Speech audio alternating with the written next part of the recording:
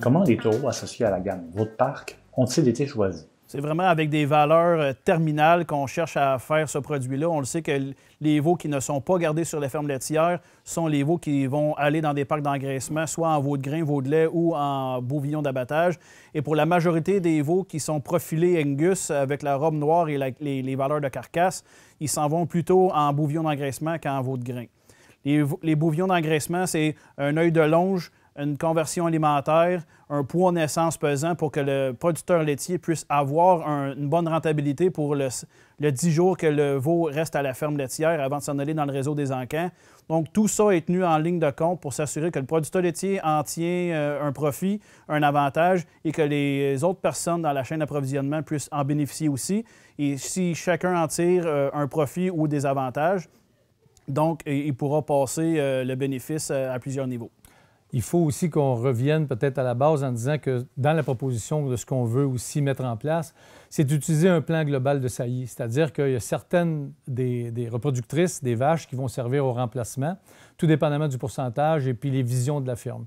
Ce qui nous intéresse, c'est d'utiliser les vaches qui ne serviront pas à faire du remplacement et de les utiliser pour maximiser la rentabilité, évidemment, mais leur donner une autre sorte de travail à faire sur la ferme. C'est-à-dire que si, par exemple, on a un troupeau de 100 vaches et qu'on utilise 30 ou 40 pour le remplacement de nos meilleures génitrices, le reste des 60-70 des vaches en production peuvent maximiser effectivement cette rentabilité-là en produisant un produit que l'industrie nous demande. Alors, si on utilise, par exemple, la gamme Votre Parc pour ce volume d'affaires-là, volume de productrices-là, on est capable de maximiser la rentabilité, d'avoir un veau très, très conforme que l'industrie va se servir parce qu'ils vont provenir de taureaux sélectionnés dans cette gamme-là. Alors, ce qu'on essaie de faire, c'est de ne pas juste parler de saillie en bovin de boucherie, mais d'être capable de maximiser l'utilisation de la génétique autant dans l'utilisation, par exemple, de la race Angus, pour maximiser la rentabilité de chacune des vaches présentes dans le troupeau. Donc, si nous regardons un scénario idéal pour le producteur laitier, c'est d'élever un nombre X de femelles de remplacement parmi ces vaches les plus élites dans son troupeau. Et si on prend un scénario idéal dans l'industrie de la viande rouge, ce serait d'avoir des veaux les plus conformes au niveau de la robe, au niveau de la morphologie puis des valeurs de performance et aussi le plus de mâles possible.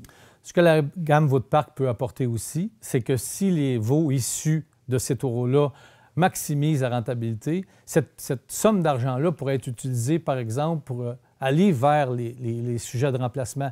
On peut utiliser, avec cette masse monétaire-là, qu'on va dégager parce qu'on va utiliser, on va maximiser la valeur des veaux issus de ces reproductrices-là. On va être capable, par exemple, pour certains cas, d'utiliser des embryons de haute valeur, de la semence sexée, et on maximise ce plan global-là de saillie qu'on veut mettre en place. Aujourd'hui, on parle de Votre Parc, puis on utilise un potentiel d'animaux donnés dans une ferme.